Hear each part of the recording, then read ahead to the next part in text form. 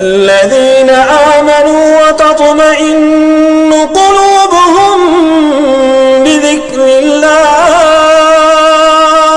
ألا بذكر الله تطمئن القلوب۔ صبح و شام کے اذکار۔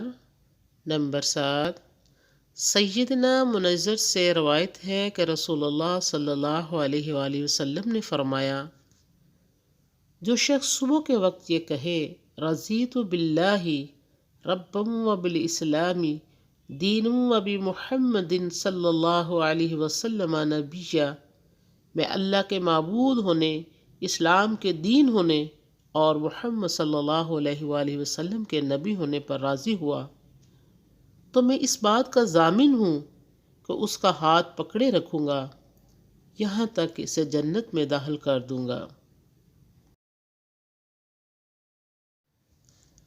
آئیے 7 نمبر دعا پھر پڑھتے ہیں۔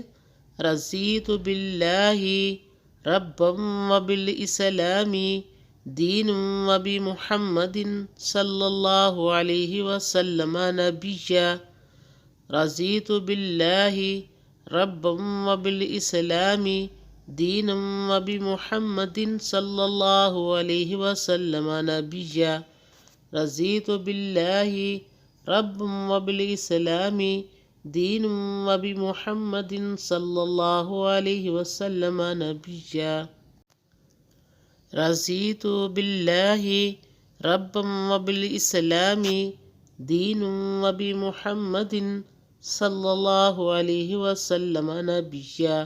ترجمہ، رضیت باللہ ربا، میں راضی ہوا اللہ کے معبود ہونے پر، وبالاسلام دینا، اور اسلام کے دین ہونے پر،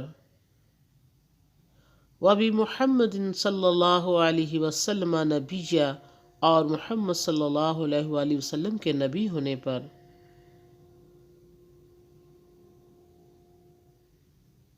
میں اللہ کے معبود ہونے اور اسلام کے دین ہونے اور محمد صلی اللہ علیہ وآلہ وسلم کے نبی ہونے پر راضی ہوا۔ صبح و شام کے اذکار۔ نمبر 8، سیدنا ابو ہریرہ سے روایت ہے کہ ایک شخص نبی صلی اللہ علیہ وآلہ وسلم کے پاس آیا اور کہا، یا رسول اللہ صلی اللہ علیہ وسلم، مجھے بڑی تکلیف پہنچی ہے اس بچھو سے جس نے کل رات مجھے کاٹا۔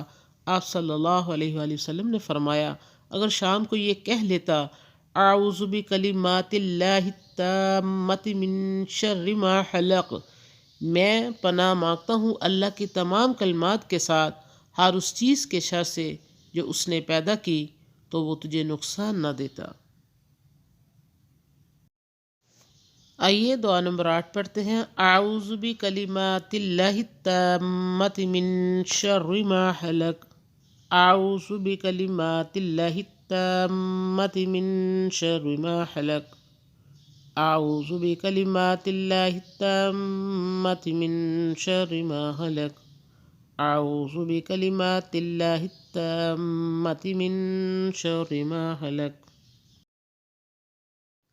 ترجمہ، اعوذ بکلمات اللہ التامۃ، میں پناہ مانگتا ہوں اللہ کے تمام کلمات کے ساتھ، من شر ما خلق، ہر اس چیز کے شر سے جو اس نے پیدا کی۔ آئیے پھر دعا نمبر 7 اور 8 پڑھتے ہیں۔ رضیت باللہ ربا وبالاسلام دینا وبمحمد صلی اللہ علیہ وسلم نبیا۔ صبح ایک بار پڑھیں۔